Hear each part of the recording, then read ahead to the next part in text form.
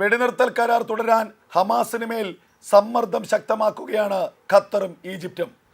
ഒന്നാം ഘട്ട വെടിനിർത്തൽ 60 ദിവസം കൂടി നീട്ടണമെന്നാണ് ഇസ്രായേലിൻ്റെ ആവശ്യം.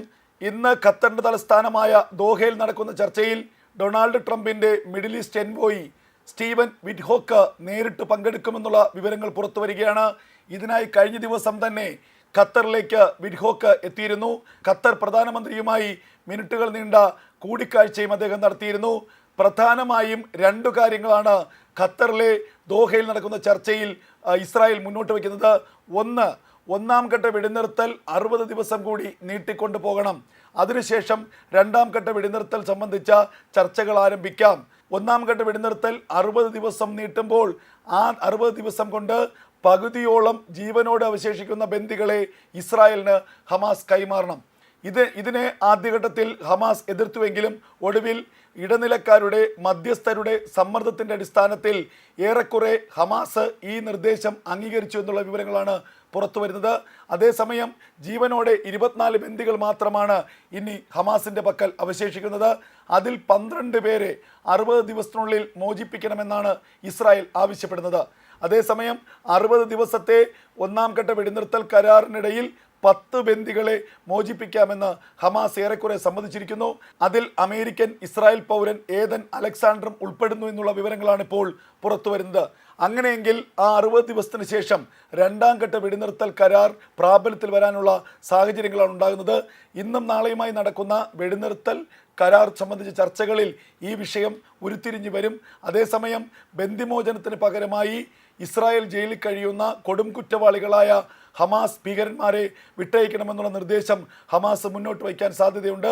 കഴിഞ്ഞ 6 ആഴ്ച കാലത്തെ 1ാം ഘട്ട വെടിനിർത്തൽ കാലയളവിൽ 33 ബന്ദികളെയാണ് ഹമാസ് മോചിപ്പിച്ചത്. അതിന് പകരമായി 1600ഓളം വരുന്ന യുദ്ധക്കുറ്റവാളികളെയും ഹമാസ് ഭീകരന്മാരെയും ഇസ്രായേലും മോചിപ്പിച്ചു.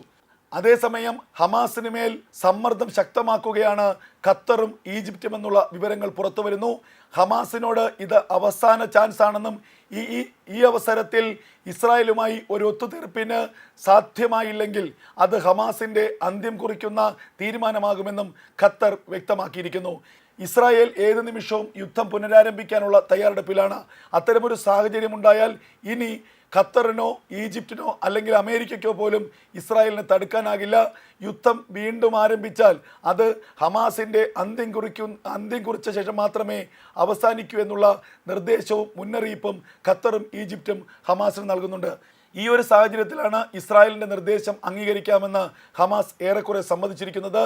ഇന്ന് നടക്കുന്ന നിർണായകമായ ചർച്ചയിൽ വെടിനിർത്തൽ കരാർ സംബന്ധിച്ച അതിൻ്റെ ഭാവി സംബന്ധിച്ച നിർണായകമായ തീരുമാനമുണ്ടാകും. ജീവനോടെയുള്ള മുഴുവൻ ബന്ദികളെയും ഇസ്രായേലിലേക്ക് എത്തിക്കുക, ഇതാണ് ഇസ്രായേലിൻ്റെ മുന്നിലുള്ള പ്രധാനപ്പെട്ട ലക്ഷ്യം. അതിന് എന്ത് വിട്ടുവീഴ്ചയ്ക്കും ഇസ്രായേൽ തയ്യാറാണ്. ജീവനോടെയുള്ള ബന്ദികൾ മുഴുവൻ ഇസ്രായേലിൽ എത്തിക്കഴിഞ്ഞാൽ പിന്നീട് ഒരു ദാക്ഷിണ്യവുമില്ലാത്ത ആക്രമണമായിരിക്കും ഇസ്രായേൽ നടത്തുക. ഹമാസിനെതിരെ അതിരൂക്ഷമായ ആക്രമണമായിരിക്കും.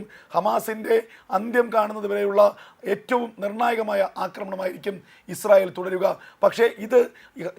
പക്ഷേ ഇക്കാര്യം ഹമാസിന് വ്യക്തമായി അറിയാം. അതുകൊണ്ട് തന്നെയാണ് പരമാവധി കാലം ജീവനോടെയുള്ള ബന്ദികളെ തങ്ങളുടെ കയ്യിൽ വെച്ച് ഇസ്രായേലിനെ സമ്മർദ്ദത്തിലാക്കാനുള്ള ശ്രമം ഹമാസ് നടത്തുന്നതും. എന്നാൽ അധികകാലം ഈ ബന്ദികളെ വെച്ച് കളിക്കാനാകില്ല എന്ന് ഹമാസിന് വ്യക്തമായി അറിയാം. അതുകൊണ്ട് തന്നെ ബന്ദികളെ പൂർണ്ണമായും ഇസ്രായേലിന് വിട്ടുകൊടുക്കുന്നതിന് മുൻപ് ഒരു സമ്പൂർണ്ണമായ വെടിനിർത്തൽ കരാർ പ്രാബല്യത്തിൽ കൊണ്ടുവരണം. എന്നേക്കുമായി വെടിനിർത്തലിനുള്ള ഒരു സാധ്യത ഉണ്ടാക്കിയെടുക്കണം. ഇതാണ് ഹമാസിന് മുന്നിലുള്ള പ്രധാനപ്പെട്ട വെല്ലുവിളി. ആ വെല്ലുവിളി ഏറ്റെടുത്തുകൊണ്ടിരിക്കുമ്പോഴും ഇസ്രായേൽ പറയുന്ന നിർദ്ദേശങ്ങളെ അംഗീകരിക്കാതെ മുന്നോട്ട് പോകാൻ ഹമാസിന് കഴിയുന്നില്ല. 1ാം ഘട്ട വെടിനിർത്തൽ കരാർ 60 ദിവസം കൂടി നീട്ടിക്കൊണ്ടുപോകണമെന്ന ഇസ്രായേൽ നിർദ്ദേശം അംഗീകരിച്ചുകൊണ്ട് തന്നെ 10 ബന്ദികളെ വിട്ടുകൊടുക്കാമെന്ന നിർദ്ദേശം അംഗീകരിച്ചുകൊണ്ട് തന്നെ 2ാം ഘട്ട വെടിനിർത്തലും എന്നേക്കുമായുള്ള വെടിനിർത്തൽ കരാറും ഉടൻ പ്രാബല്യത്തിൽ കൊണ്ടുവരാനുള്ള അല്ലെങ്കിൽ 60 ദിവസം കഴിയുമ്പോൾ അത് പ്രാബല്യത്തിൽ കൊണ്ടുവരാനുള്ള ശ്രമങ്ങളാണിപ്പോൾ ഹമാസ് നടത്തിക്കൊണ്ടിരിക്കുന്നത്.